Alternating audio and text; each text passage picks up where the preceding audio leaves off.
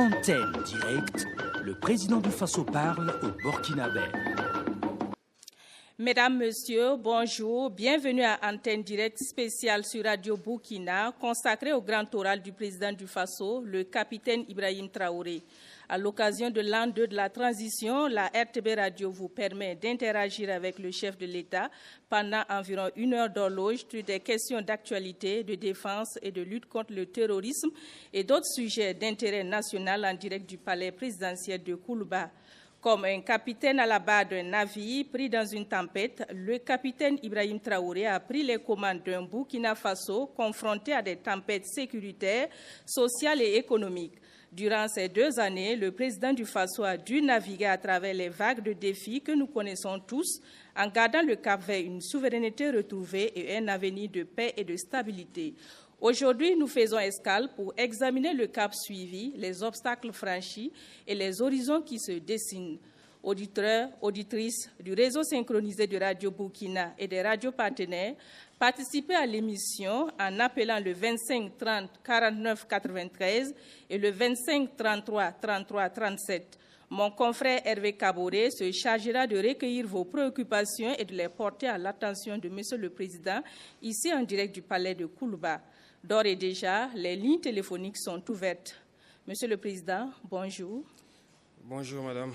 Merci de vous prêter à cet exercice sur Radio Burkina à travers l'émission Antenne Directe. Avant de recueillir les premières questions des auditeurs, Excellence, c'est la première fois que vous vous exprimez directement devant l'ensemble des Burkinabés à travers les ondes de Radio Burkina. Comment vous sentez-vous à l'idée de partager ce moment de dialogue direct avec les Burkinabés? Merci beaucoup. Bonjour, chers parents, chers frères et sœurs auditeurs de la Radio Burkina. Merci, Madame, pour cette occasion qui nous est encore donnée de pouvoir communier directement avec le peuple. Donc, je pense que c'est un réel plaisir et c'est aussi un moment pour moi de pouvoir comprendre aujourd'hui, à l'étape où nous sommes, les aspirations actuelles du peuple à travers vos antennes et de pouvoir réajuster notre programme, si on peut le dire ainsi. Donc je dis que c'est un grand moment de plaisir et merci encore pour cette opportunité. Merci, Monsieur le Président, pour ces premiers mots. Nous allons à présent aborder le premier axe de notre échange consacré à l'actualité. Déjà, les premières questions des auditeurs commencent à tomber sur le 25 30 49 93 et le 25 33 33 37. Nous accueillons Hervé Kaboré qui va nous livrer ses premières questions. Merci Chantal Nikiema, Excellence Monsieur le Président. La première question nous vient du secteur 16 de Ouagadougou. Stéphane Kiamtoré veut savoir comment vous avez vécu les multiples tentatives de déstabilisation avec en ligne de mire votre assassinat.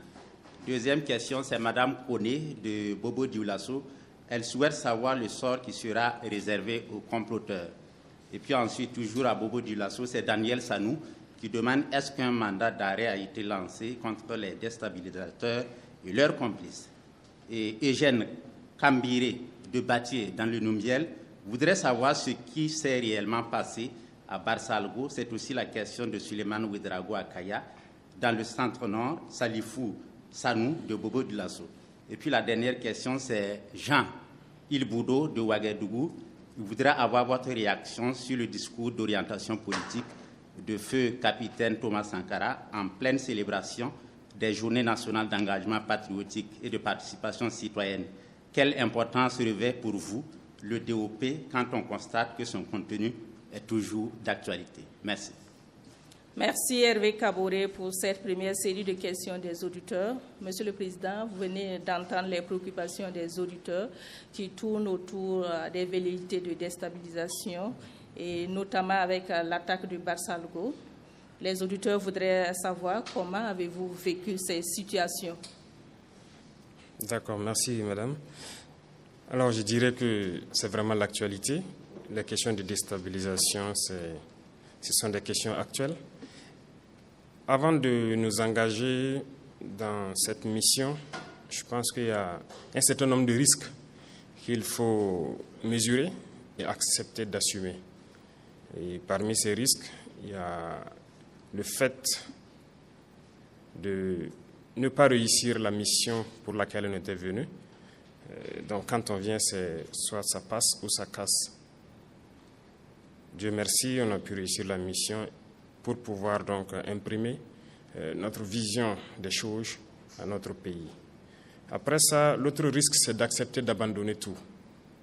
Voilà, on ne peut pas, en tant que jeune, être là donc au sommet de l'État et vouloir peut-être me retrouver sous des manguiers à manger du rusumbala comme les autres.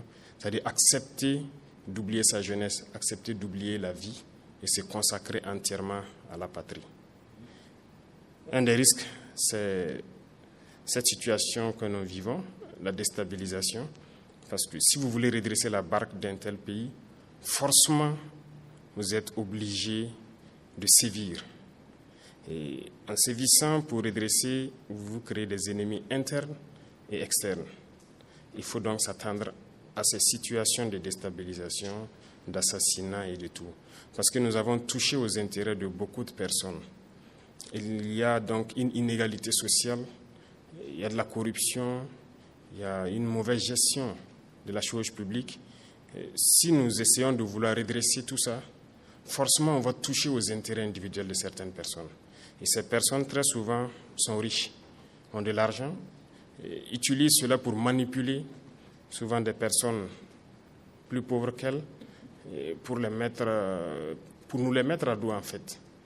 Ça, c'est à l'interne, et ces mêmes personnes n'hésitent pas à coaliser donc avec les forces impérialistes qui passent leur temps donc à nous endeuiller, à nous appauvrir. L'autre pan, ce sont ces forces extérieures-là. Il y a beaucoup de pays aujourd'hui qu'on a sous le dos, et on n'a pas le choix, il faut le faire.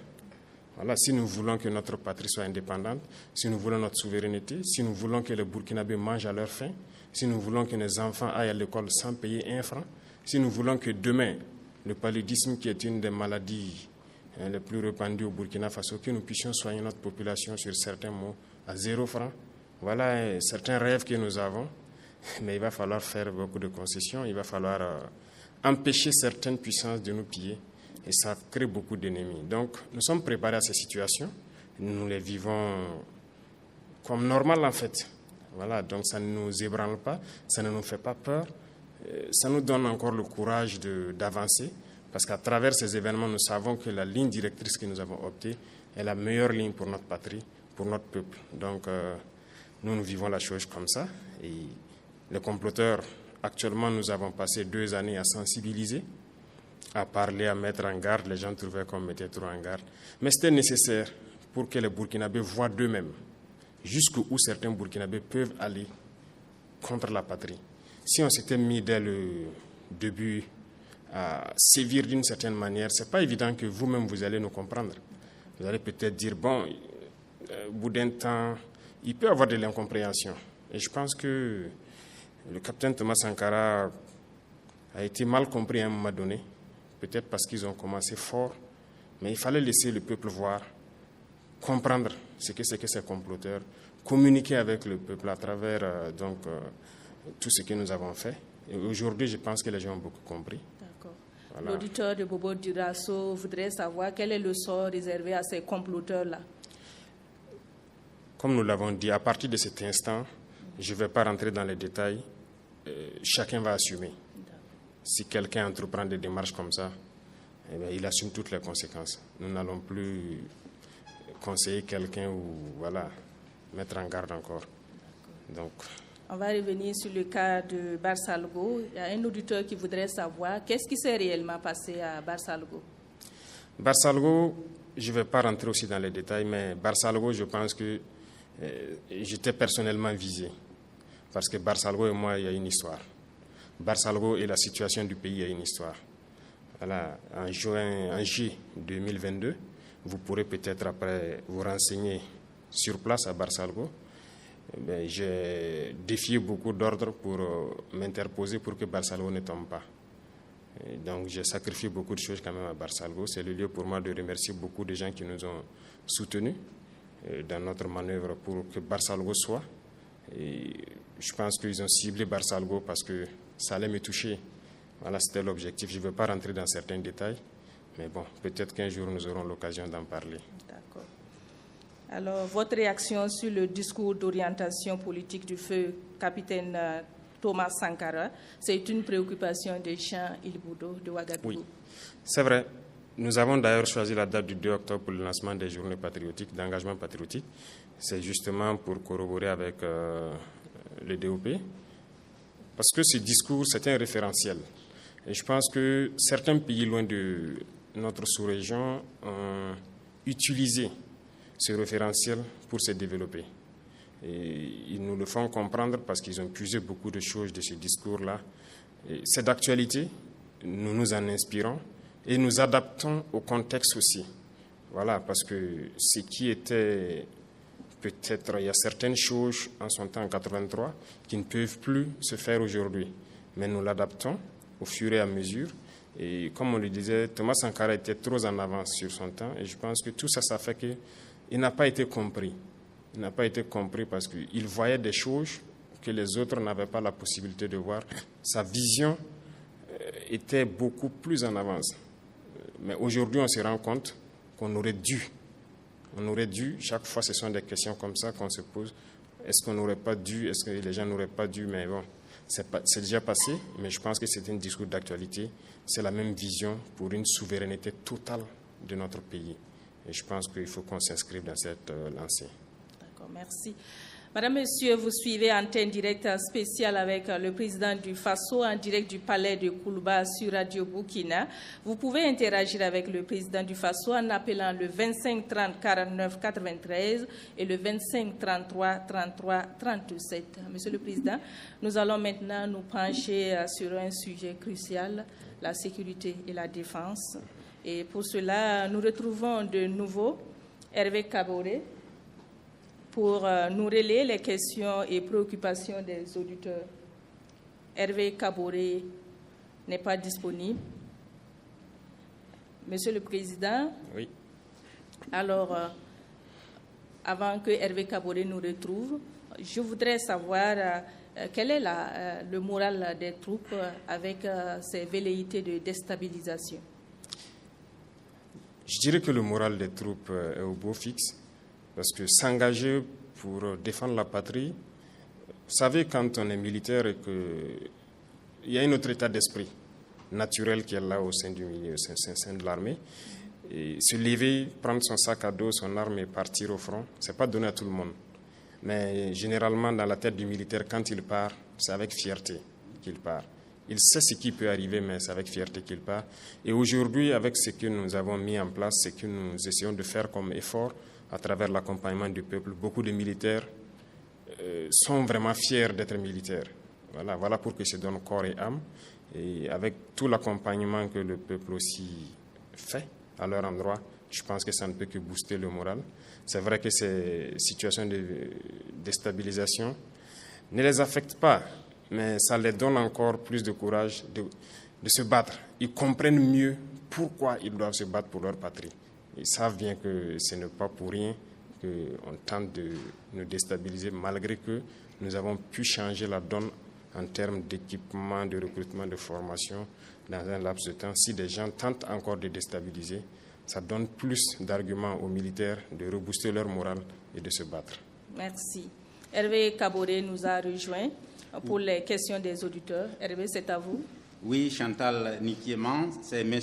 Alassane Ouedraogo qui nous appelle de Kaya, dans le centre-nord. Il demande, après l'attaque de Barsalgo, l'opinion publique se demande si des sanctions ont déjà été appliquées à l'encontre des responsables et complices. Où en est-on en termes de justice et de réparation pour les victimes de cette tragédie? Voilà, c'est la question de M. Ouedraogo Alassane de Kaya, en attendant. Merci Hervé. Monsieur le Président, vous avez la parole pour répondre à M. Ouedraogo. D'accord, merci. Il faut dire qu'après toute attaque, depuis qu'on est là, après chaque attaque, nous essayons de faire une analyse de la situation pour comprendre qu'est-ce qui a marché et qu'est-ce qui n'a pas marché.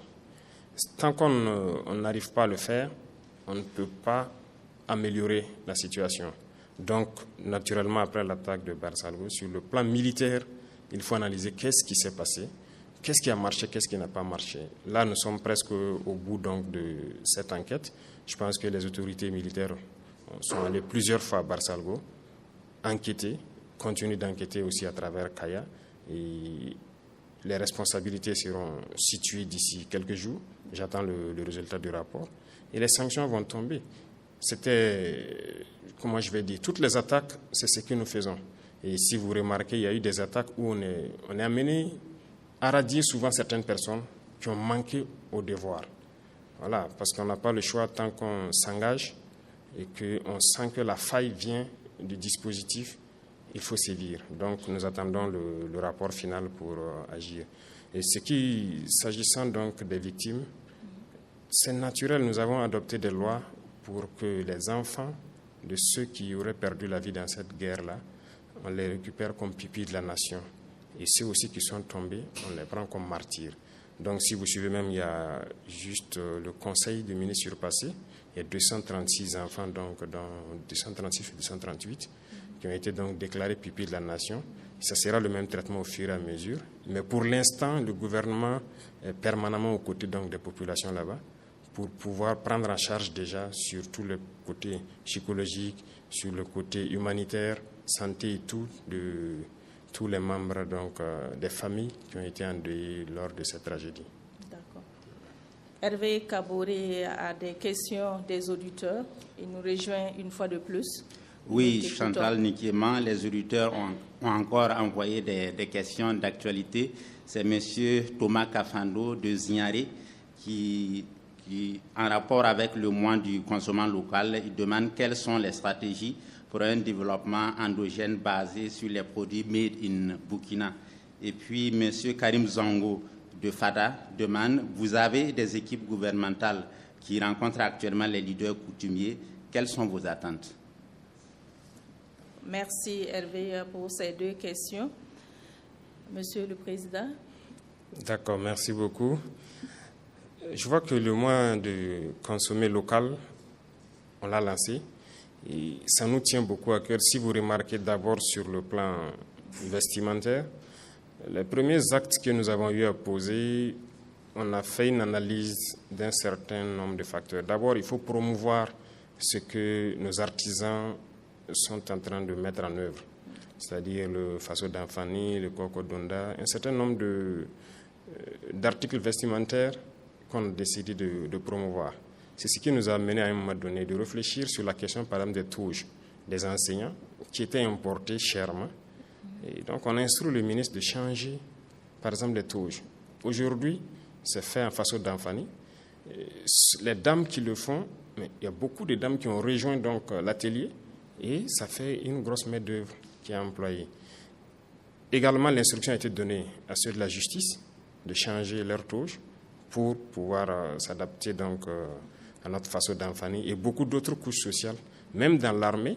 Je pense que si vous avez bien suivi la tenue même du ministre au Conseil des ministres, c'est du Faso d'Anfani en fait. Donc il y a beaucoup de choses qu'on essaie de faire promouvoir ce qui est fait localement.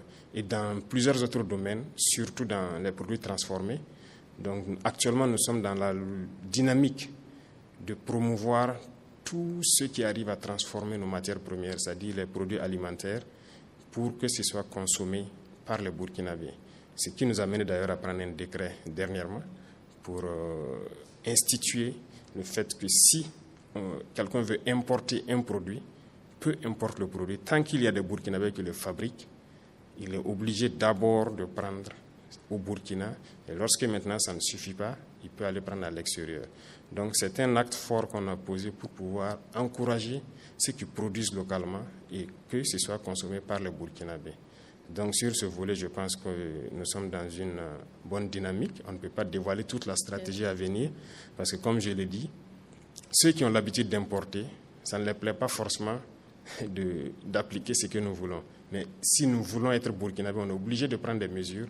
Ça ne va pas plaire à d'autres, mais ça va plaire au grand nombre. Et je pense que c'est ça qui est le plus important.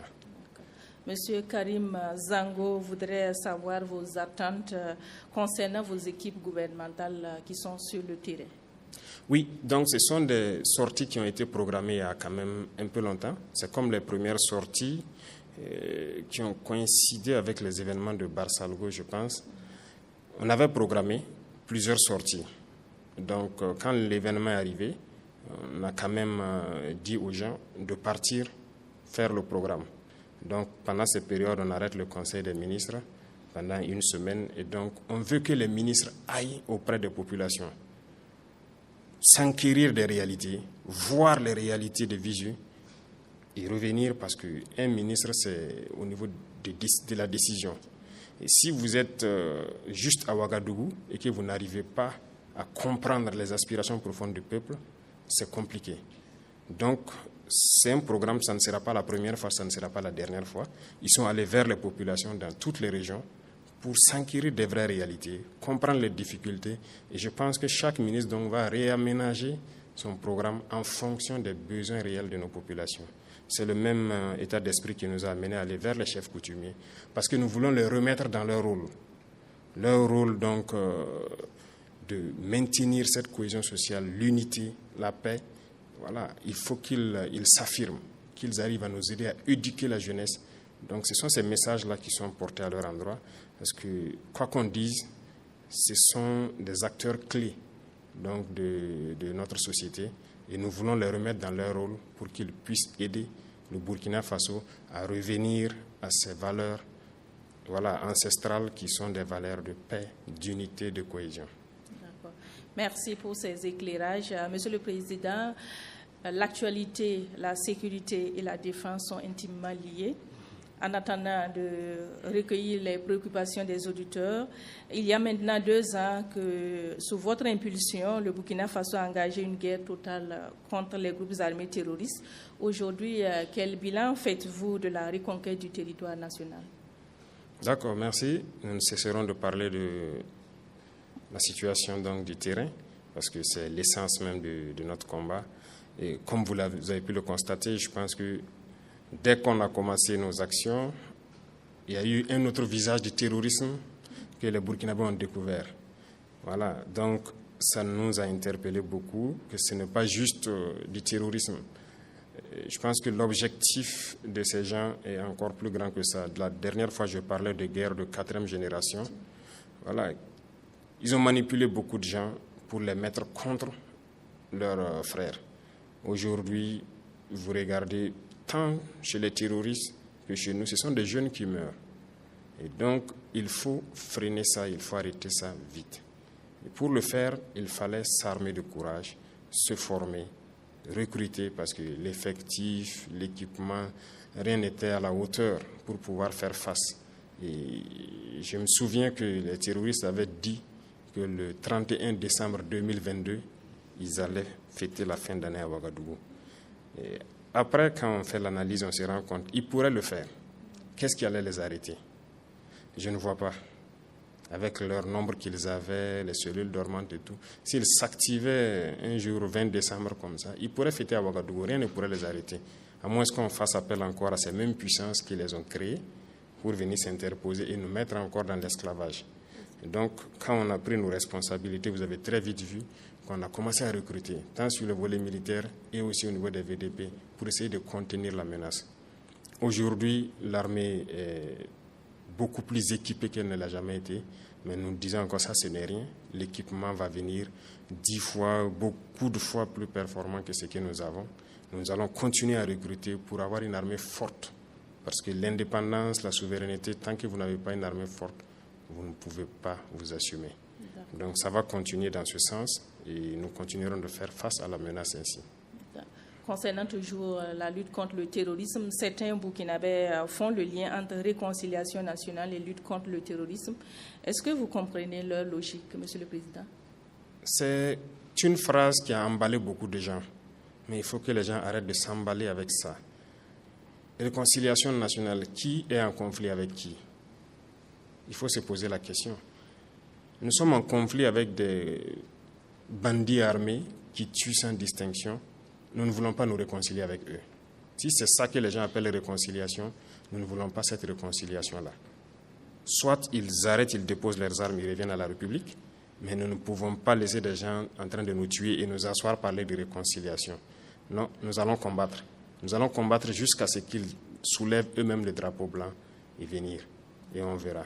Donc, ce sont des termes que souvent certains emploient sans même savoir de quoi il s'agit. Nous recevons des correspondances dans ce sens aussi, des gens qui nous écrivent pour, soi-disant, nous donner des stratégies dans le sens de la cohésion sociale et tout, et réconciliation nationale. Mais quand vous lisez au fond, écoutez, on ne peut pas réconcilier les gens, soi-disant réconcilier de cette façon. Il y a des gens qui ont détruit ce pays. S'ils ont des problèmes en justice ou des problèmes avec la société, mais il faut résoudre ce problème. Il faut que les personnes reconnaissent, peut-être payent ce qu'ils ont fait, ou ce qu'ils ont pillé et tout. Avant qu'on parle de réconciliation, il ne s'agit pas de balayer tout ça du revers de la main et dire au nom de la réconciliation, ça ne va pas s'arrêter, ça va continuer. Ça, c'est de l'impunité. Je rappelle, auditeurs de Radio Burkina, que vous suivez Antenne Directe spéciale avec le président du Faso, le capitaine Ibrahim Traoré. À l'occasion de l'an 2 de la transition, le président vous parle. Rejoignez-nous au 25 30 49 93 ou le 25 33 33 37 et posez vos préoccupations. En attendant, nous retrouvons Hervé Kaboré pour d'autres séries de questions sur la sécurité et la défense. Hervé Kaboré. Oui, Chantal Nikiema. Clément Guigemde nous appelle de Bobo Dioulasso. Il dit qu'il note en tout cas avec fierté la montée en puissance donc, de l'armée burkinabé et voudrait savoir si le président pouvait rassurer que les 30% restants seront reconquis en 2025. Clément Guigemne aussi salue les initiatives donc, présidentielles qui vont faire du pays un État émergent et il se demande que répondez-vous à ceux qui pensent que vous devriez uniquement faire la guerre. Et puis il y a Yulien qui nous appelle de Gawa dans le sud-ouest et dit « Les forêts étant le nid des groupes armés terroristes, le gouvernement a-t-il prévu un plan d'équipement et de déploiement des eaux et forêts pour libérer et consolider ces forêts ?» Il y a Diallo Aruna qui nous appelle de PA. Il demande est-ce qu'il est envisagé l'ouverture de commissariats dans les communes qui n'en disposent pas. Merci. Merci Hervé pour cette série de questions. Nous allons commencer par la question de Clément Guigemde sur la reconquête du territoire national. 70% à quand les 30% restants, la reconquête des 30% restants. Le souhait est que si demain on peut reconquérir les 30%, on le fait. Mais toujours est-il que nous allons nous mettre à l'œuvre rapidement. Si vous constatez ces derniers temps, l'intensité des opérations a un peu baissé dû à la saison pluvieuse. La saison pluvieuse est en train de finir, donc les opérations vont se relancer. Je disais à certains que le matériel que j'ai remis dernièrement aux forces, personne ne le voit sur le terrain d'abord. Donc les gens s'entraînent très bien. Actuellement, ils sont prêts. Donc dans quelques jours, la lutte va reprendre de plus belle et nous espérons aller très vite, reconquérir le maximum, reverdir autant que possible. Quand on dit reverdir dans notre jargon, ça veut dire avoir des espaces où les gens pourront faire leur tourisme, faire tout ce qu'ils veulent en toute liberté, vraiment free, comme on le dit, sans crainte. Voilà, donc c'est ce que nous sommes en train de développer et ça se fait en tandem défense et sécurité parce que autant que les forces qui sont en première ligne évoluent, il faut qu'à l'arrière, on réorganise les forces de sécurité pour pouvoir assurer donc, la pleine quiétude des populations. Donc nous poursuivons.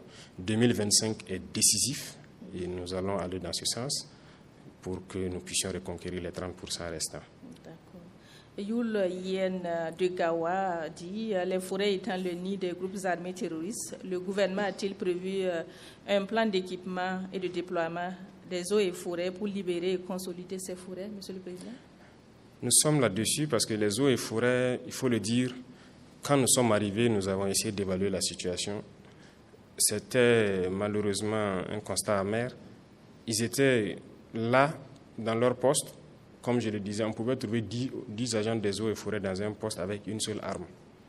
Donc, si vous faites des années sans toucher à une arme, c'est un peu compliqué de dire aujourd'hui qu'on peut les injecter directement dans les forêts. Les forêts sont les champs de bataille donc des militaires actuellement. Ce sont les militaires qui fouillent les forêts. Ce sera eux qui vont libérer les forêts avant d'installer les eaux et forêts pour la consolidation. Et nous continuons le recyclage des eaux et forêts. Si vous remarquez, il y a certaines unités qu'on a pris un peu, que nous essayons de recycler et les mettre à niveau pour que lorsque les militaires vont finir certaines portions, eux maintenant ils s'installent et ça a commencé. Il y a certaines forêts depuis l'intérieur qui ont été libérées par les militaires et les eaux et forêts qui ont été recyclées se sont réinstallées. Donc nous les avons rééquipés et au fur et à mesure nous continuons donc de faire monter leur puissance de feu pour qu'ils puissent contenir après le passage donc des militaires. D'accord.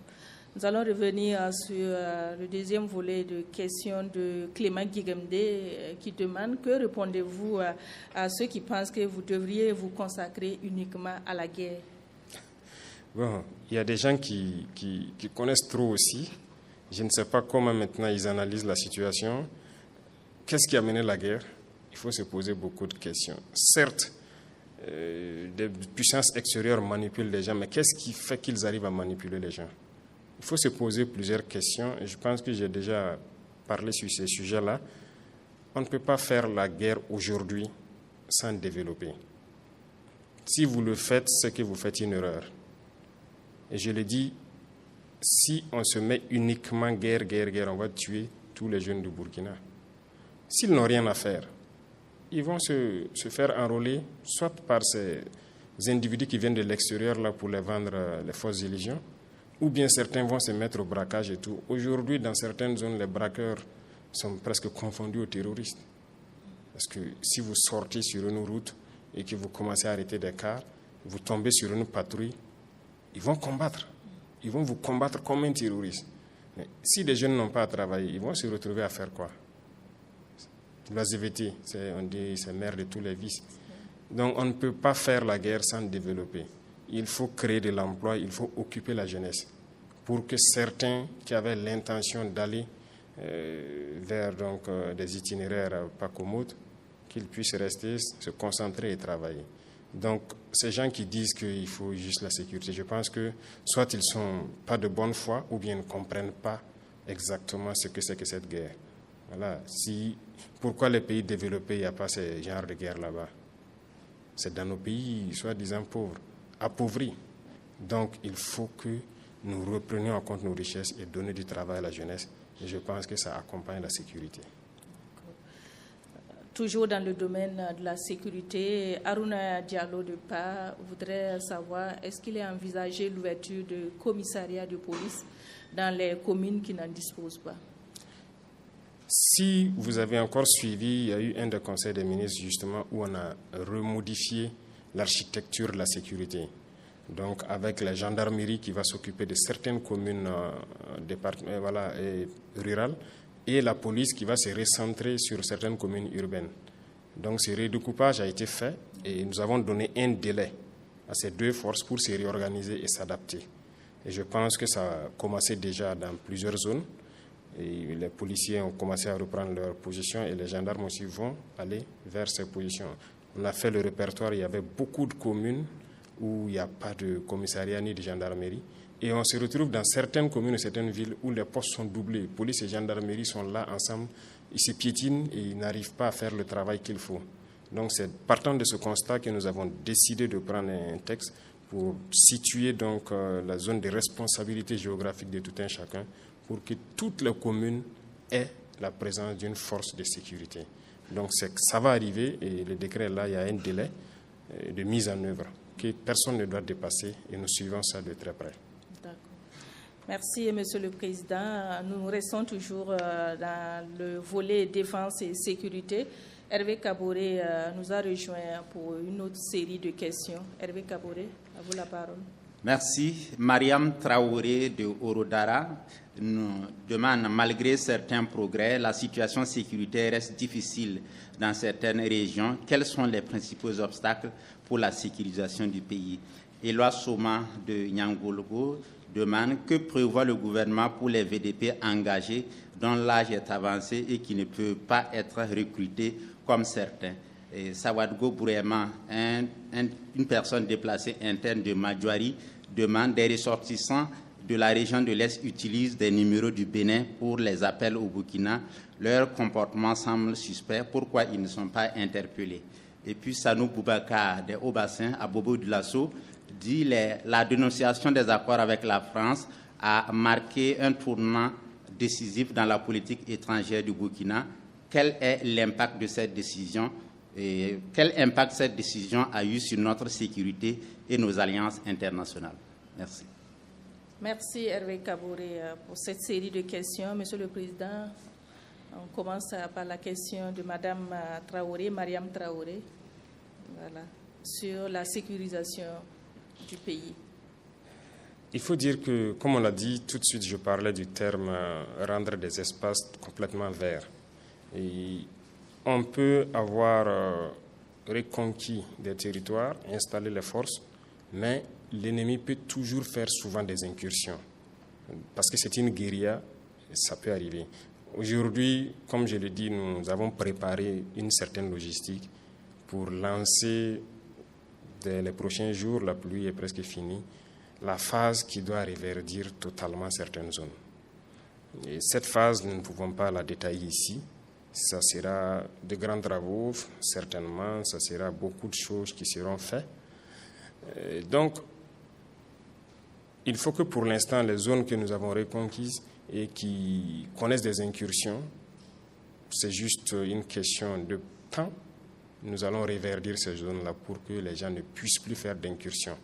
Et tout ça qui nous a amené aussi à réarticuler donc les forces de sécurité pour que lorsque nous allons mettre tous ces dispositifs en place, chacun s'installe dans la zone où il doit être. Et lorsque eux ils sont là, le renseignement et avec les VDP qui sont sur place doit permettre d'empêcher toute incursion. Donc c'est un processus et je pense que tout est fin prêt pour que certaines zones soient complètement vertes au fur et à mesure. Les VDP participent à la reconquête du territoire. Et Loa Soma de Nyangologo voudrait savoir quel est le sort réservé à ces VDP engagés dont l'âge est avancé et qui ne peut pas être recruté comme certains dans la fonction publique et autres. Oui, nous avons notre plan pour leur reconversion. C'est comme les militaires aussi qui arrivent donc à la retraite. Et si vous remarquez, avec l'initiative présidentielle pour l'autosuffisance alimentaire, nous avons lancé un programme déjà dans l'armée, il y a des reportages là-dessus, pour apprendre à certains militaires qui ont un certain âge à se reconvertir petit à petit à l'agriculture, à l'élevage ou à certains métiers de leur choix. Voilà, parce qu'il y a aussi des gens qui font des spécialités, par exemple des gens qui ont fait le génie, et ils peuvent être dans d'autres entreprises pour exprimer toujours leur potentialité là-bas. Donc, ça sera la même chose pour les VDP. Déjà, quand je suis passé une fois à Bagré, j'ai échangé avec des VDP là-bas où j'ai vu qu'il y avait beaucoup de personnes âgées qui ne pouvaient pas être recrutées et qui avaient déjà demandé à avoir des terres au bord de certains points d'eau pour l'agriculture. Donc, nous avons instruit donc la BVDP pour mettre tout en œuvre pour que ces gens-là puissent s'installer et produire. Donc, nous encourageons donc les VDP à ça aussi, ce qui a mené dans certains points, si vous remarquez, ils font la guerre et ils produisent en même temps. C'est en même temps une formation et nous voudrons, lorsqu'on veut les désengager, qu'on puisse les accompagner à s'installer dans leur domaine de prédilection pour continuer donc leur effort de contribution donc au développement du Burkina Faso. Sawadogo Bourema de Madjouari dans l'est du Burkina, voilà, il nous informe que des ressortissants de la région de l'est utilisent des numéros du Bénin pour les appels au Burkina. Leur comportement est suspect. Pourquoi ne sont-ils pas interpellés? Merci à l'auditeur. En fait, la complicité aussi est très grande, comme il a dit. Et ça rend déjà très difficile le combat, mais nous prenons la complicité en compte comme une difficulté et nous arrivons à la surmonter. La zone de Madjouari, comme il a dit, beaucoup de zones, certaines zones à l'est ne sont pas accessibles. Ça fait partie des 30% donc, du territoire que nous devons reconquérir. Ce sont des zones de forêt et ce sont des zones assez difficiles en termes de combat. Mais des individus qui prennent des numéros étrangers, qui appellent et tout, c'est sûr que peut-être ils ont d'autres intentions ou bien ils sont déjà mêlés à d'autres choses. Mais nous attendons d'arriver sur le terrain et reconquérir et voir ce qui doit être réservé à ces gens-là. C'est ce que je peux dire, mais pour l'instant, on ne peut que faire des spéculations, si je peux dire, sur la question, puisqu'on ne sait pas pourquoi ils appellent, ainsi de suite. Mais nous savons très bien que beaucoup de gens ont été interpellés dans la région de l'Est pour complicité avec les terroristes. Ils les ravitaillent. En tout cas, ils se donnent corps et âme à prendre des pistes pour aller ravitailler les terroristes. Beaucoup ont été interpellés. Nous continuons aussi des opérations dans ce sens-là. Donc, ils n'ont pas à s'inquiéter. Je pense que Madjoari, on va y arriver. D'accord. Nous partons dans les hauts bassins avec M. Sanou Boubacar, qui parle de la dénonciation des accords avec la France qui a marqué un tournant dans la politique étrangère du Burkina. Quel impact cette décision a-t-elle sur notre sécurité et nos alliances internationales? Bon, je disais tantôt que nous, notre action est intrinsèquement liée à beaucoup de personnes à l'étranger. Donc, la dénonciation de ces accords, c'est une chose, mais ce n'est pas que ça. Il y a d'autres choses qui ne sont pas visibles, que les gens n'ont pas perçues. Il y avait d'autres forces, en plus des forces françaises ici, par exemple, qu'on a fait partir. Ils sont partis dans le silence, sans faire vraiment du bruit, mais les gens ne se sont pas rendus compte. Mais ils ne sont pas partis parce qu'ils le veulent, parce qu'ils sont contents, mais ils continuent d'agir contre nous. Je prends par exemple, on parle des accords avec la France. Il y avait des permis miniers ici qui avaient été donnés à des puissances aussi qui refusent carrément même de nous accompagner et tout. Au jour d'aujourd'hui, il y a un bon nombre de permis que moi j'ai déjà retirés et on va continuer de retirer. Vous pensez que quoi? Ça va influencer forcément sur nous parce qu'ils ne sont pas contents. Forcément sur le volet sécuritaire, il faut qu'on s'apprête. Voilà pourquoi au tout début, par exemple, nous n'avons pas parlé des permis. Nous attendons d'être à un certain niveau aussi avant de... C'est par étapes. Je pense qu'il y a forcément un lien, mais nous avons pris en compte cette donnée-là. Merci. Je rappelle que vous suivez Antenne Directe spéciale avec le président du FASO en direct du palais de Koulouba. Vous pouvez nous joindre au 25 30 49 93 ou le 25 33 33 37 pour poser vos questions et préoccupations et nos confrères se chargeront de les relayer. Nous abordons maintenant notre dernier volet, l'axe 3, qui porte sur d'autres sujets d'intérêt pour la nation. Hervé Kaboré nous a rejoint pour ce dernier volet des questions.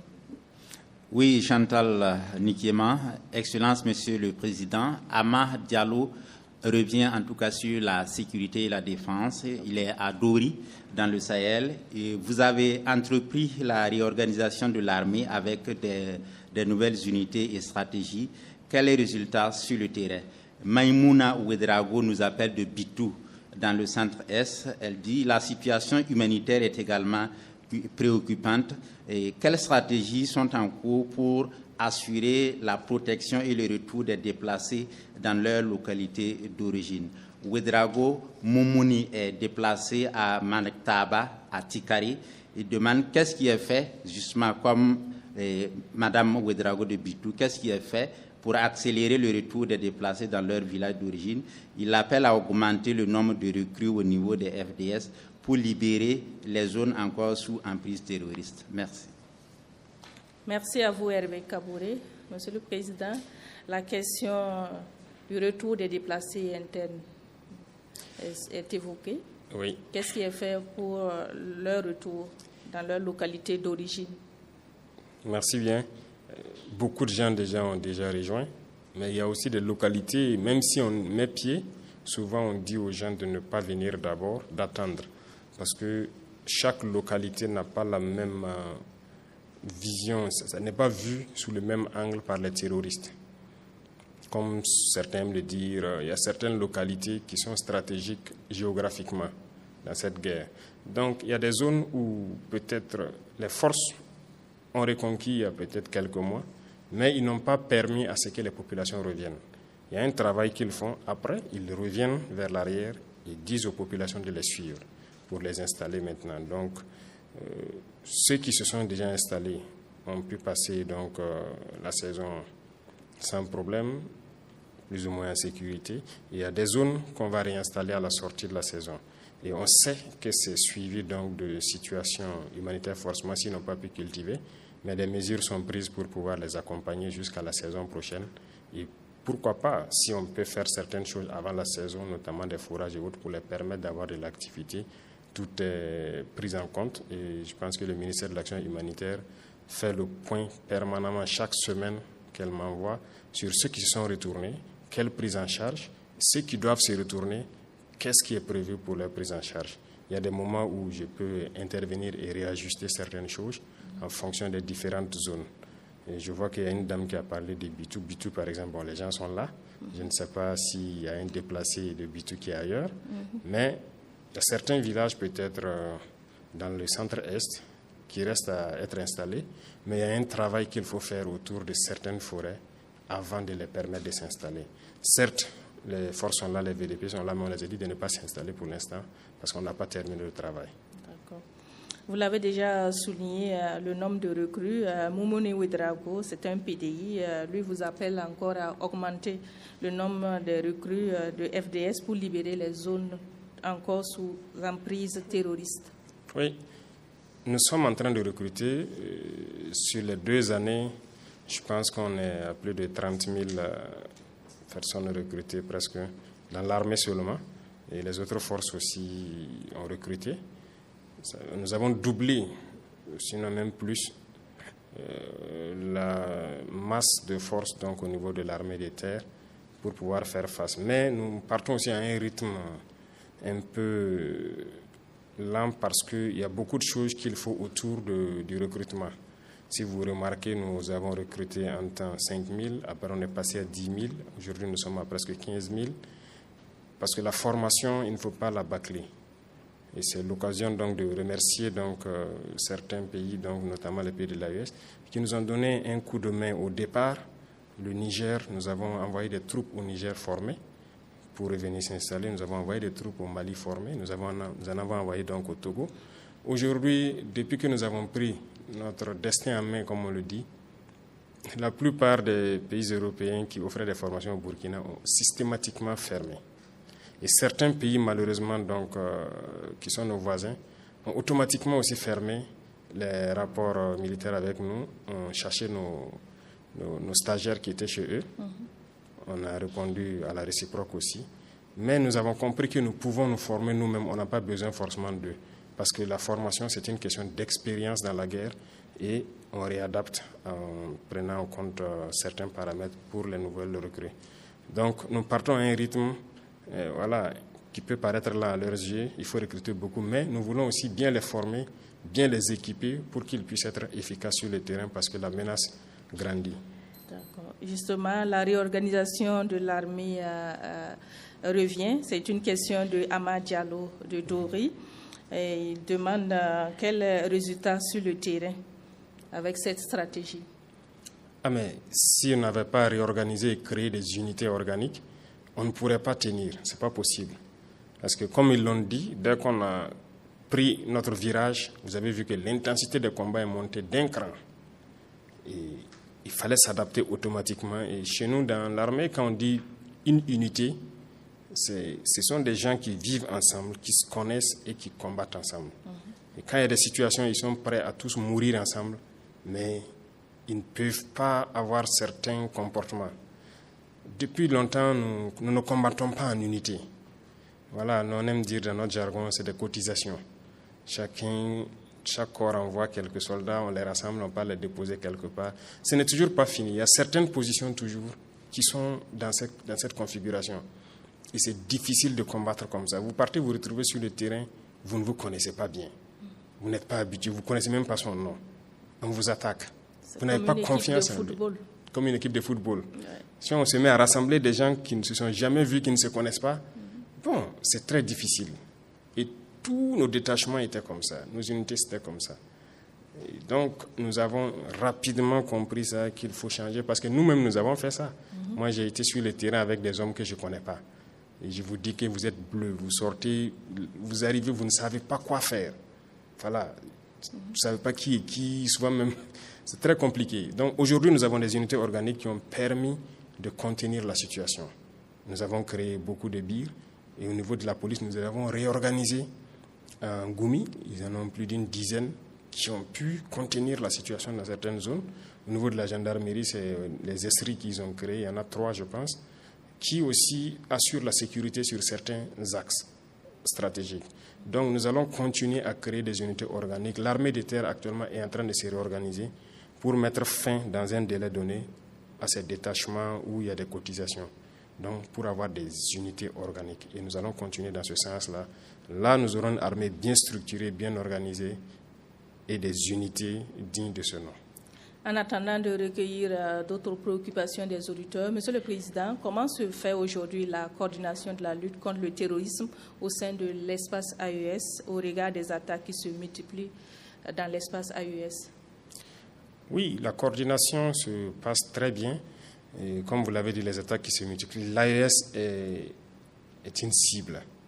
Voilà, c'est voir des Africains s'unir, c'est pas bon pour d'autres personnes. Donc, il faut tout faire pour casser cette alliance. On comprend, mais nous sommes là pour ça. Et voilà pourquoi très tôt, nous avons commencé donc à mettre en place immédiatement dans chaque pays des officiers de liaison. Voilà, donc il y a des Burkinabés au Mali et au Niger qui participent donc au centre des opérations. Il y a des Maliens, des Nigériens au Burkina, ainsi de suite. Donc, dans chaque pays, il y a des équipes d'officiers qui ont été dépêchés pour faire office de liaison, pour coordonner au niveau des centres des opérations tout ce qui se fait en interarmes.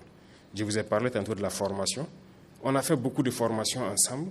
Et si vous vous souvenez, dès le départ, il y a des gens qui ont signalé entre-temps des forces spéciales guinéennes qui étaient ici. Ils sont venus nous aider à former. Et dans l'AES, on a eu beaucoup de formations ensemble. Vous avez dû voir des rumeurs qui ont circulé des forces burkinabées à l'aéroport de Niamey, ainsi de suite. On a fait de l'entraînement ensemble, mais on fait aussi du combat ensemble. Chaque semaine que Dieu fait, vous allez trouver des unités burkinabées et nigériennes ensemble en train de manœuvrer. Donc la coordination, on peut dire actuellement, est plus que parfaite, que ce soit dans les moyens terrestres ou donc au niveau des vecteurs aériens. Nous arrivons à très bien coordonner, à nous appuyer mutuellement tant qu'on peut. Donc actuellement, c'est la force sahélienne qui est en gestation, ce que vous appelez force conjointe. Donc il y aura l'état-major unique qui sera donc mis en place avec une très grande force pour pouvoir agir dans tout l'espace. Et c'est quelque chose qui peut prendre peut-être quelques mois, mais nous sommes là-dessus. Antenne directe spéciale avec le président du Faso se poursuit sur les ondes de Radio Burkina. Nous retrouvons une fois de plus Hervé Kaboré pour d'autres sujets d'intérêt pour la nation. Hervé Kaboré. Merci Chantal Nikema. Excellence, Monsieur le Président. Jean Parc Belga, étudiant à Bobo Dioulasso, souhaite qu'on relève l'âge de recrutement dans l'armée pour permettre à beaucoup de personnes de participer à la lutte contre le terrorisme. Et Issa Yamouego, également à Bobo Dioulasso, dit la mobilisation des ressources pour l'effort de paix est insuffisante au regard des défis sécuritaires. Comment combler le gap? Et Idrissa Sawadgo appelle de Ouagadougou et demande pourquoi l'ancien président Damiba n'est toujours pas extradé au Burkina. Merci. Merci Hervé Kaboré. On va commencer par la dernière question. Pourquoi le président Damiba n'est toujours pas extradé au Burkina Faso? D'accord, donc sur cette question, je pense qu'il y a eu depuis un temps donné ces implications avérées dans ces projets de déstabilisation et tout. Mais le dernier projet où quand même c'était en lien avec des terroristes, nous avons donc repris les discussions avec les autorités togolaises. Aujourd'hui même peut-être qu'on devrait se voir, mais avec l'échange que je devais avoir avec mon peuple, j'ai décidé de surseoir à cette réunion. Nous sommes là-dessus parce que, en toute honnêteté, nous n'avons pas voulu, aux premières heures, nous comporter de manière désagréable avec un ancien président. Quoi qu'on dise, c'est un ancien président. Donc j'avais des autorités togolaises, il peut rester là-bas, nous n'avons aucun problème. Et nous communiquons très bien de tout ce qui se passe avec les autorités togolaises.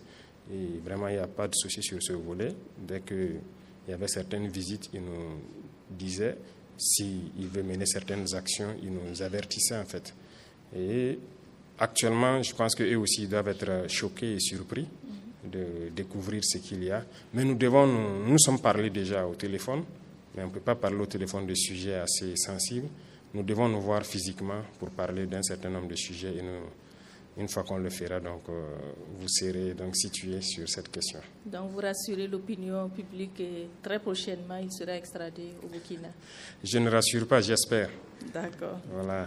Si je dis je rassure, j'aurais peut-être menti si ce n'est pas fait. Je préfère vous dire que j'espère. D'accord. On va répondre à la question de M. Pac Belgage, qui souhaite qu'on relève l'âge de recrutement des FDS pour permettre à beaucoup de personnes de participer à la lutte contre le terrorisme. Je pense qu'on a déjà relevé. Si on doit relever trop, ils n'auront pas trop de temps d'activité. L'année passée, quand nous sommes passés à Fada, à l'université, des étudiants ont exprimé justement ça. On venait de lancer le concours de la gendarmerie, je pense. Immédiatement, j'ai instruit de relever, de reprendre le communiqué et relever donc l'âge de 2 ans, je pense. Ça a été fait. Et actuellement, cette année, nous sommes allés jusqu'à 35 ans. 34 ou 35 ans pour les soldats. L'académie aussi, on avait lancé avec un âge un peu restreint, mais ils ont refait le communiqué et rehaussé le niveau. Voilà, l'âge encore. Donc, je pense que là où nous sommes, au niveau où nous sommes, c'est pas mal quand même.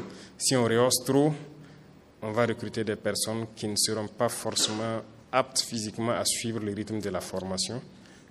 Ça peut quand même poser un problème de vieillissement dans l'armée dans quelques années. Donc, il faut qu'on calcule tout ça avant d'agir. Mais nous allons étudier. D'accord. Je rappelle que nous sommes à 1 heure d'émission. Compte tenu de l'engouement, le président du FASO a bien voulu nous accorder 30 minutes supplémentaires. Nous vous en remercions, Monsieur le Président. On va continuer à répondre aux questions des auditeurs. Monsieur Yamego Issa de Bobo Dioulasso dit ceci: la mobilisation des ressources pour l'effort de paix est insuffisante au regard des défis sécuritaires. Comment combler ce gap? D'accord. En tout cas, le défi sécuritaire est énorme. La mobilisation, on peut dire insuffisante, mais déjà ça permet de faire certaines choses. Il y a certains partenaires qui ont accepté de nous accompagner aussi, il faut le dire, dans l'acquisition d'équipements. Mais on verra, nous sommes sur certaines questions, mais nous espérons réunir un certain nombre d'arguments pour le porter au peuple, et ce sera au peuple de décider si on peut faire autre chose pour mobiliser ou pas. Parce qu'aujourd'hui, depuis que nous sommes là, vous n'allez jamais aller quelque part pour vouloir même, ne serait-ce qu'un franc de prêt pour vous équiper et que vous allez avoir. Donc nous avons compris ça, nous avons effacé la question de crédit, de prêt dans nos questions d'équipement militaire. Et donc c'est le peuple qui contribue et nous essayons de faire ce que nous pouvons faire avec. Mais d'ici là, nous attendons certains équipements. Lorsqu'on va lancer la bataille, s'il y a nécessité d'accroître le rythme de la mobilisation, nous porterons les arguments donc à la connaissance du peuple et le peuple décidera de ce qui va se faire. Merci, Monsieur le Président. Auditeurs, auditrices de Radio Burkina, participez à l'émission Antenne Directe spéciale avec le Président du FASO en nous appelant au 25 30 49 93 ou le 25 33 33 37. Hervé Kabouré nous a rejoint pour des questions des auditeurs. Nous vous écoutons. Oui, Excellence, Monsieur le Président, Kadi Yaro de Poura demande si la mine d'or de Poura est dans l'agenda du gouvernement. Clément Guigemde de Bobo Dioulasso revient, demande à quand la remise à plat des salaires afin que chaque Burkinabé puisse vivre dignement. C'est aussi la question de Kassoum Dambré à Boromo. Il demande aussi quelles sont les mesures prises pour rendre la libre circulation dans l'espace AES sans raquette. Et Mathieu Bationo de Tenado dans le Sanguier demande pourquoi ne pas mettre en place dans chaque village une banque de céréales alimentée par les producteurs quand on sait que la Sonagest a montré ses limites. Moumouni Sawadgo nous appelle de Lumbila et demande quelle est la suite à réserver au projet de désenclavement du lac Bam. Et Elifas Thiolé de Gawa dans le sud-ouest demande à quand la monnaie AES. Merci Hervé Kabouré pour cette série de questions. Monsieur le Président, on répond à la première question de Kadi Yaro qui nous a appelé de Poura. Il demande si la mine d'or de Poura est inscrite dans votre agenda. Merci. Il faut dire que toutes les mines d'or sont inscrites actuellement dans notre agenda parce que pour l'or, quand même, nous savons l'exploiter. Et c'est ce que je disais, je ne comprends pas pourquoi on sait exploiter l'or et qu'on doit donc laisser des multinationales venir exploiter notre or. Donc c'est dans ce sens que je dis qu'il y a des permis qu'on est en train de retirer et qu'on va le faire nous-mêmes. Donc la mine d'or fait partie et de Poura, fait partie de ces mines que nous comptons exploiter. L'APEC, si vous voyez, l'APEC a commencé dans la zone du sud-ouest avec sa première mine. Nous allons continuer aussi, autant qu'ils vont monter en puissance, à leur donner des permis pour qu'ils exploitent eux-mêmes. Et l'autre société, la Sopamib est actuellement aussi opérationnelle. C'est à travers la Sopamib que nous avons donc payé les 2 mines Bungu et Wayon. D'autres mines seront donc dans le patrimoine de la Sopamib pour leur permettre aussi d'exploiter ces mines industrielles-là. Donc, Poura fait bien partie. D'accord. Clément Guigamde revient. À quand la remise à plat des salaires afin que chaque Burkinabé puisse vivre dignement? C'est aussi la question de Kassoum Damré à Boromo. Les inégalités sociales. Oui. Beaucoup de gens donc réclament ça. Et je pense que c'est une question qu'on va devoir attaquer tôt ou tard. Quoi qu'on dise, il y aura des grincements des dents, comme on le dit, mais on est obligé de s'attaquer à ça à un moment donné pour que chacun puisse vivre dignement, comme ils le disent. Mais avant ça, nous avons voulu d'abord nous mettre un certain nombre de lignes, étudier et voir qu'est-ce qui peut être fait en général. Parce que, comme je dis, il faut comprendre ses forces d'abord, son potentiel. C'est ce que nous sommes en train de faire dans le secteur minier aujourd'hui. Et nous nous rendons compte que si on reprend possession de nos mines et que nous arrivons à baisser la température donc de cette guerre, peut-être qu'on n'aura pas besoin de remettre à plat, comme on le dit, diminuer des salaires. Nous allons voir comment peut-être remettre à niveau certains salaires. Mais pour l'instant, nous continuons d'observer la situation et nous espérons au cours de l'année 2025 faire une évaluation de nos dépenses militaires. Est-ce qu'il faut continuer à accroître les dépenses militaires en 2026 ou pas? Et aussi les mines qu'on va exploiter au cours de l'année 2025, qu'est-ce que ça nous a rapporté? Est-ce qu'avec ça, ça permet donc de rehausser le niveau des salaires de certains et équilibrer un peu? Parce que c'est vraiment disparate. Il y en a qui sont dans des salaires, je dirais, incommensurables par rapport à d'autres qui traînent vraiment les pas. Et nous comptons équilibrer la balance. Donc, ils peuvent se rassurer. Nous ne voulons pas faire forcément baisser le salaire de certains, mais nous allons voir en fonction de nos potentialités qu'est-ce qu'on peut faire pour mettre tout le monde au même niveau. D'accord. La question de l'AES revient.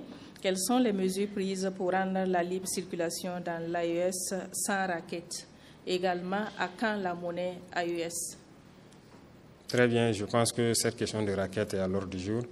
Des instructions fermes ont été données déjà au ministre de la Sécurité pour déjà commencer à sévir contre cette question de raquette.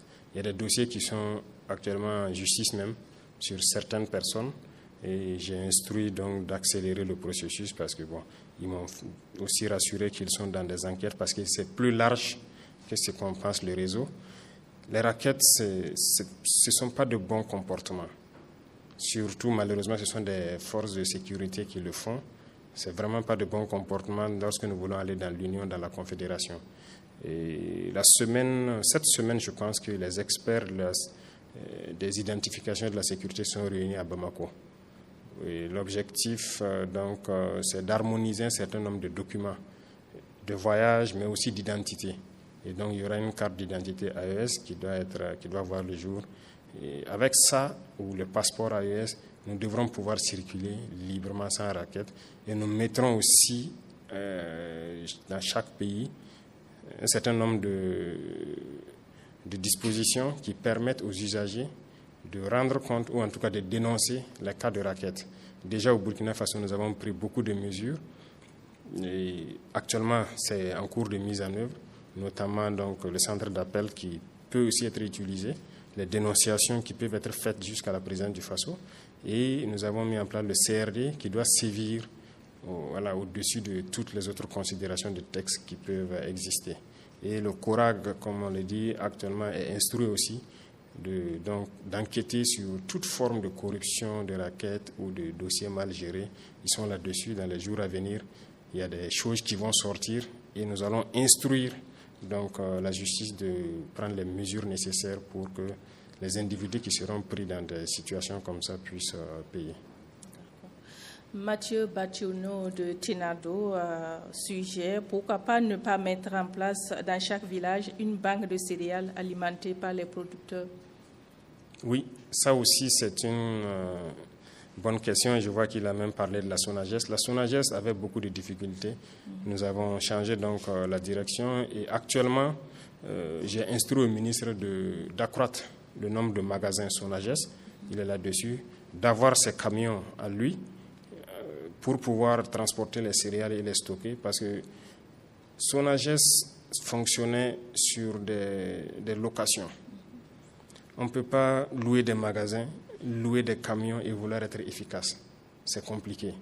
Et c'était un circuit, ça ne permettait pas d'être efficace. Donc voilà pourquoi actuellement ils ont entrepris de construire des entrepôts dans certaines zones et d'acquérir leurs propres camions pour pouvoir rapidement desservir. Il y a aussi l'APEC qui est sur la question, comme ce qu'ils appellent banque de céréales. En fait, ils sont en train de créer, donc ils ont ciblé déjà les premières zones. Je ne sais pas si les marchés sont déjà lancés ou pas.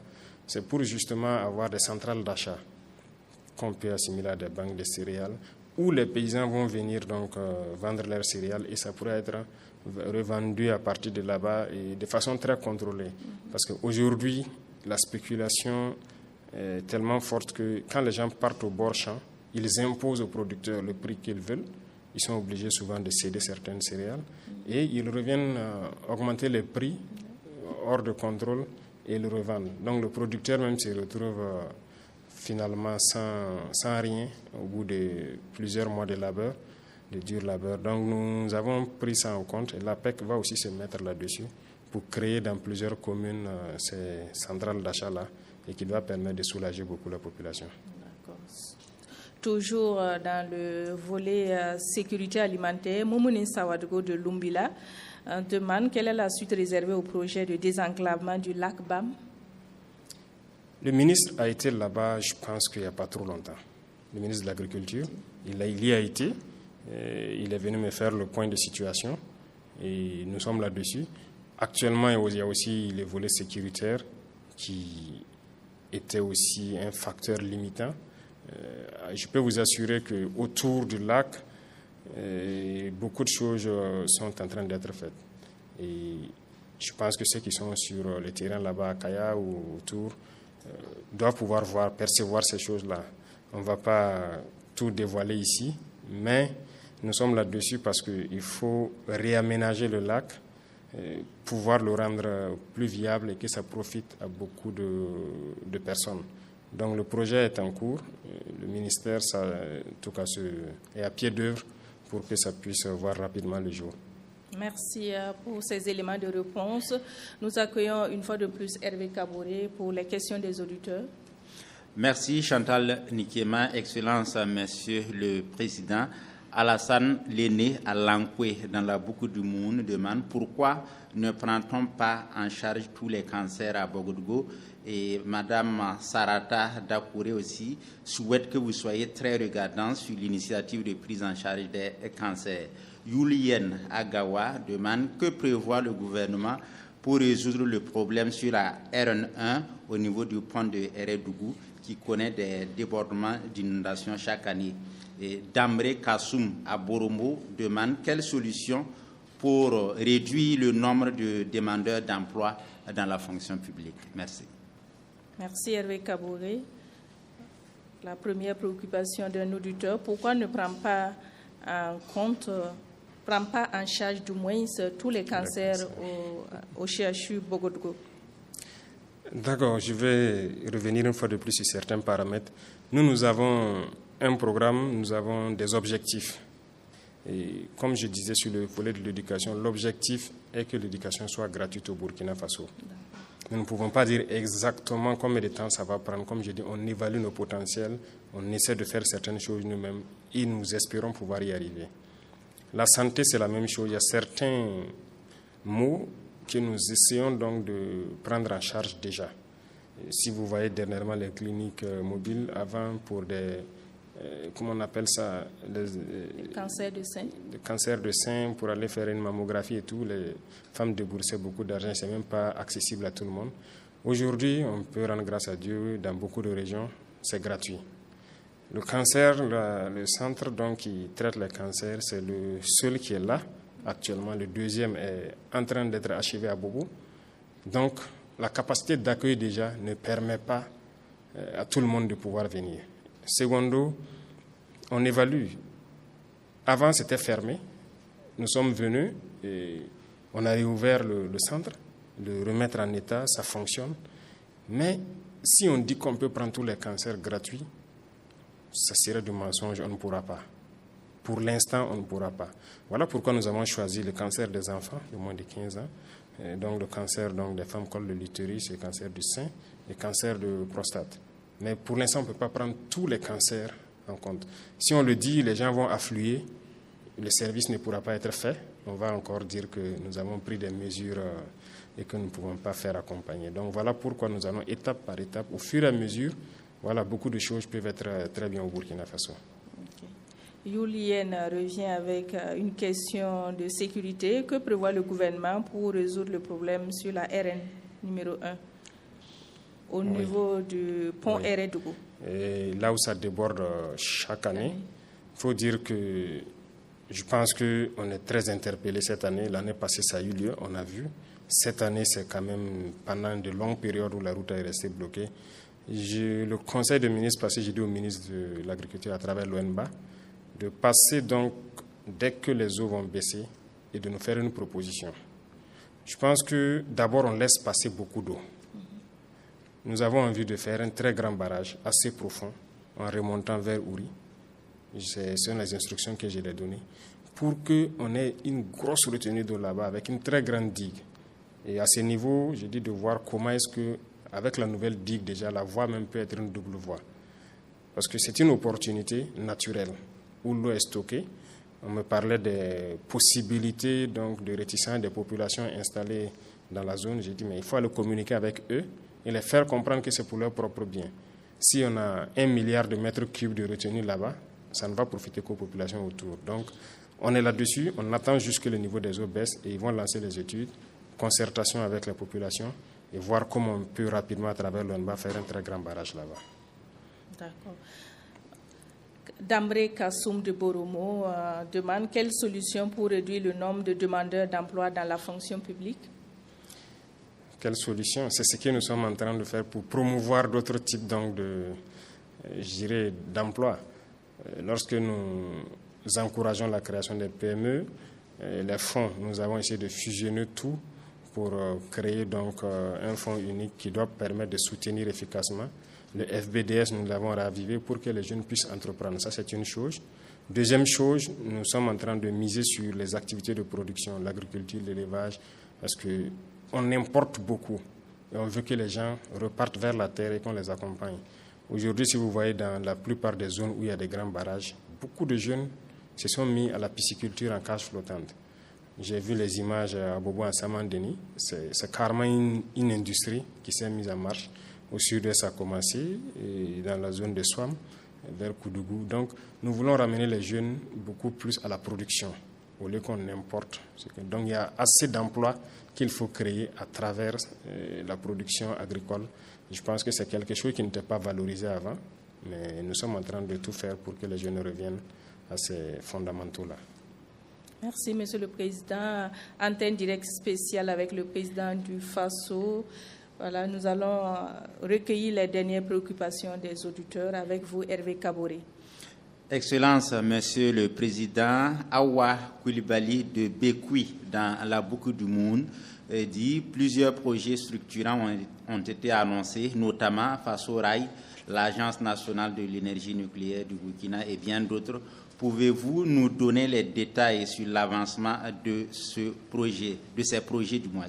Nikiema Emmanuel de Gogo, dans le centre-sud, demande les vivres coûtent cher. Qu'est-ce qui est fait pour réduire le prix et soulager les populations?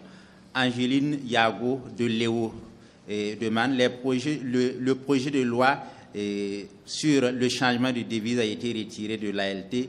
qu'est-ce qui empêche le déroulement du processus? Marc Bago, c'est un étudiant en géographie à Koukouldi. Il demande à quand la fin de la corruption au Burkina. Merci. Merci Hervé pour ces questions. Monsieur le Président, nous recevons de nombreuses questions des auditeurs. Awa Koulibaly de Bekoui voudrait avoir les détails des projets tels que Faso-Rail. Oui, il y a beaucoup de projets qui sont initiés, il y a beaucoup de projets encore qui restent à venir. Faso-Rail, c'est parti d'un constat. Nous voulons faire des rails, parce que les rails qui sont là ne sont pas du tout modernes. Voilà pourquoi vous avez des vieilles locomotives. Ce ne sont pas des rails aux normes internationales actuellement. Aucune locomotive au monde ne peut rouler sur ces rails-là, en réalité. Donc nous voulons avoir des rails aux normes pour avoir des trains modernes, ce qui nous a amené à prospecter un peu à travers le monde pour créer des lignes de rails. Mais on s'est rendu compte que le coût est très, très, très élevé. Les derniers dossiers que j'ai vus, les kilomètres de rails nous coûtaient entre 17 et 18 millions d'euros, donc plus de 10 milliards. Vous faites 300 km de rails, vous êtes à plus de 3 000 milliards. Donc nous avons décidé, au lieu de faire ça, s'endetter pour ce genre de construction, nous préférons envoyer l'emploi au Burkina. Donc mettre en place l'usine carrément qui produit les rails et qui pose les rails. Et ce sont des Burkinabés qui vont être employés dedans. Donc c'est ce qui nous amène à les prospecter et c'est en bonne voie. Nous sommes donc en train de, en phase de faire les contrats avec les partenaires qui veulent nous accompagner aussi avec ça, pour l'implanter et produire nos rails. Là, quand même, on pourra desservir beaucoup de zones dans le pays. À quand la fin de la corruption au Burkina Faso? C'est une préoccupation de Marc Bago, étudiant à Koukouldi. La fin de la corruption. Si on dit que la corruption peut finir totalement, ça serait mentir.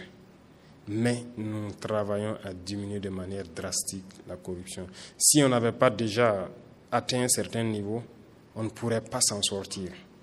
Beaucoup de gens ont déjà dit depuis le début qu'on ne peut pas payer les salaires, on ne pourra pas faire ci, on ne pourra pas faire ça. Mais nous sommes là, on paye les salaires, il n'y a pas de ressources supplémentaires, il n'y a rien. Ça veut dire que la gestion a changé. Et nous allons continuer à serrer, à sévir. Et comme je disais, le CORAC bientôt va sortir des dossiers et instruire donc la justice pour se mettre dessus parce qu'il y a des très gros dossiers de corruption.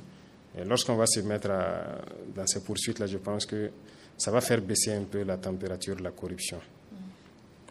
D'accord. Angelina Yago de Léo dit ceci: les projets de loi incluant le changement de devise a été retiré de l'ALT.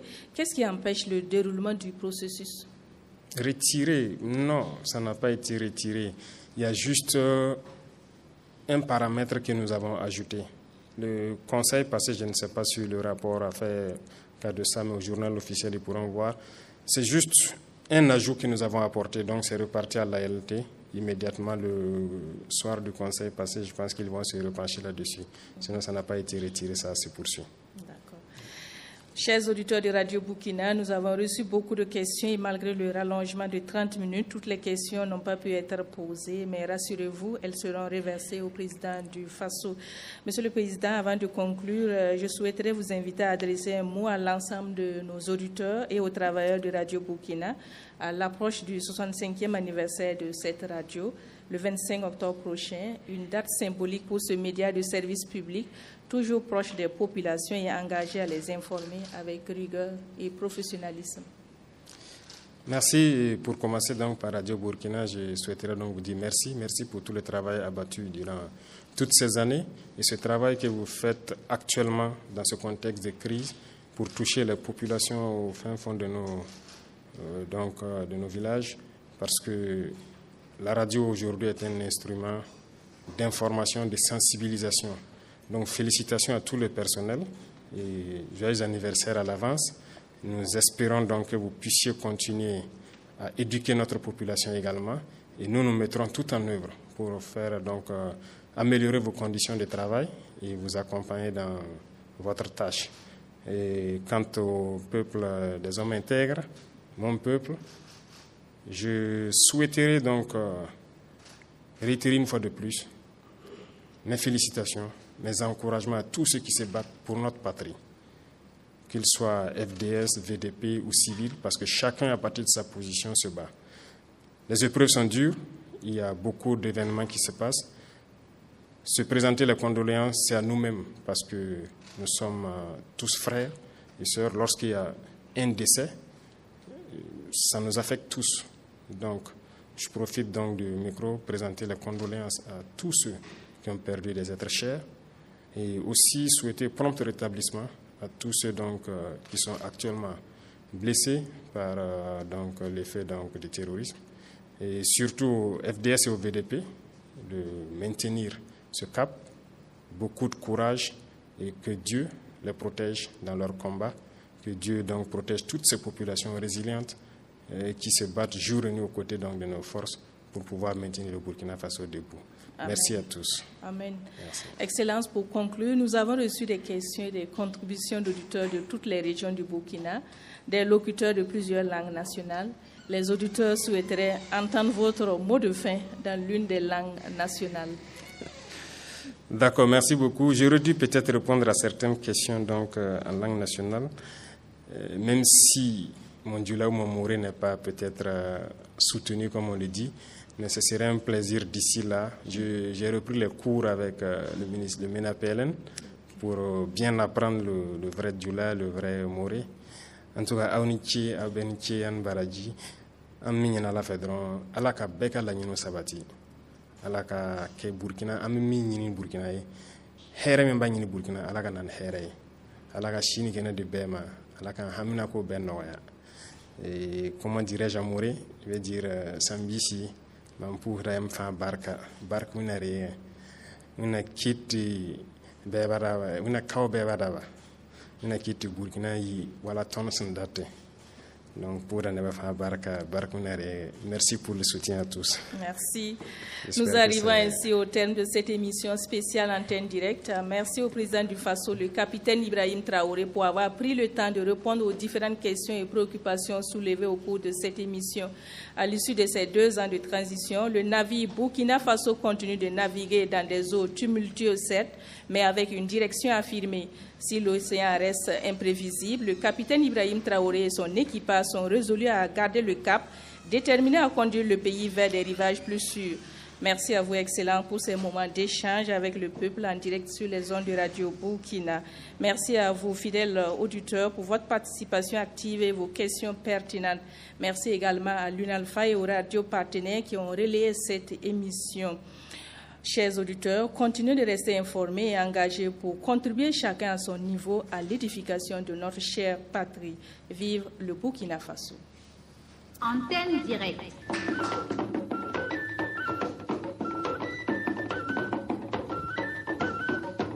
Antenne directe sur les grandes questions de l'heure.